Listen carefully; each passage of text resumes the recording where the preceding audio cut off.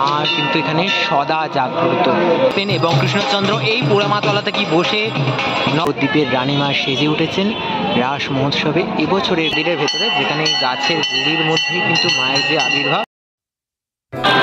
সকলকে স্বাগত জানাই ফেস্টিভ বাঙালির আরও একটি নতুন ভিডিওতে। আর আমি নিলয় এই মুহূর্তে রয়েছি নবদ্বীপে। নবদ্বীপ মানেই কিন্তু রাস নগরী, আর ঐতিহ্যের এই রাস কিন্তু সম্পূর্ণ হয় না তখনই যতক্ষণ না আমরা নবদ্বীপের রানীমার দর্শন করি। আজকের এই ভিডিওতে নবদ্বীপের রানীমা, পোড়ামাতলার মহিষমর্দিনী মাতা সহ আরও বেশ কিছু ঐতিহ্যশালী পুজো ঘুরে দেখাতে চলেছি। এই পুজোগুলো নবদ্বীপের অতি প্রাচীন এবং একেবারে ইতিহাসের সঙ্গে জড়িয়ে রয়েছে। সেই পুজোগুলি ঘুরে দেখাবো আজকের এই ভিডিও। আর এই হচ্ছে পোড়ামাতলা মহিষমর্দিনী মাতা পরিচালনায় রয়্যাল সোসাইটি। তোমাদের জানিয়ে রাখি, এই পোড়ামাতলাতেই কিন্তু রাজা কৃষ্ণচন্দ্র আসতেন এবং কৃষ্ণচন্দ্র এই পোড়ামাতলাতে কি বসে নবদ্বীপের যে রাসের আড়ং, সেই আড়ং পরিদর্শন করতেন। আর এই হচ্ছে এবছরের পোড়ামাতলার মহিষমর্দিনী মাতার যে প্রতিমা, অপূর্ব সুন্দর এই প্রতিমা, সত্যি দেখলে মন ভরে যায়। পোড়ামাতলার এবছরের যে প্রতিমা, এই বিশাল মহিষাসুর মর্দিনী মাতা, সত্যি অপূর্ব লাগছে, অপূর্ব।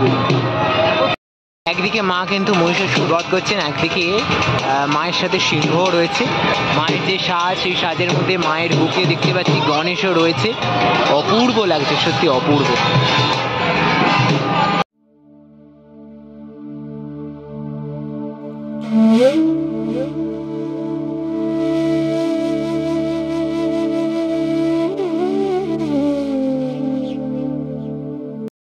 নবদ্বীপ এলে কিন্তু এই পোড়ামাতলার মন্দিরে আসতেই হবে, যেখানে গাছের গুড়ির মধ্যে কিন্তু মা অবস্থান করছে।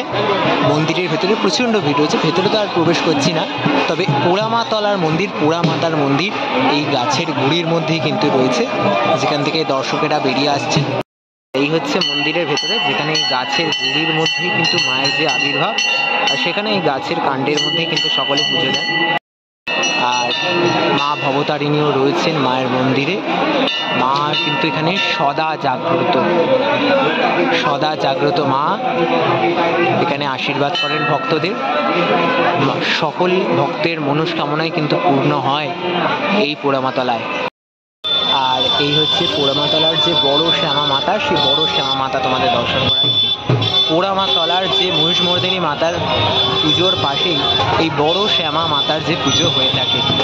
অপূর্ব লাগছে কিন্তু সত্যি, মায়ের এই সাজ থেকে শুরু করে এত বড় প্রতিমা দেখে সত্যি অভিভূত হলাম। চলে এসেছি নবদ্বীপের রানীমা গৌরাঙ্গিনী মাতার দর্শনে। আর 2024-এর রাসে নবদ্বীপের রানীমা সেজে উঠেছেন রাস মহোৎসবে। এবছরের গৌরাঙ্গিনী মাতার দর্শন তোমাদের করাচ্ছি। আর গত বছরে এসেছিলাম মায়ের আড়ং দেখতে, তবে এবছর নবদ্বীপের রানীমাকে দর্শন করতে চলে এলাম একেবারে পুজোর দিন। আর এই যে মায়ের মুখশ্রী দেখায়, কি সুন্দর লাগছে। মায়ের এক হাতে তরোয়াল আর বাকি 10 হাতে অস্ত্র নিয়ে মা সেজে উঠেছেন। মায়ের দুই পাশে রয়েছে লক্ষ্মী, সরস্বতী এবং মায়ের সাথে রয়েছে জোড়া সিংহ। সব মিলিয়ে মায়ের এবছর 195তম বর্ষের যে পুজো, সেই পুজো কিন্তু ইতিমধ্যেই সমাপ্ত। আর এবছরের নবদ্বীপ রানীমা গৌরাঙ্গিনী মাতার দর্শন তোমরা করলে এই ভিডিওর মাধ্যমে।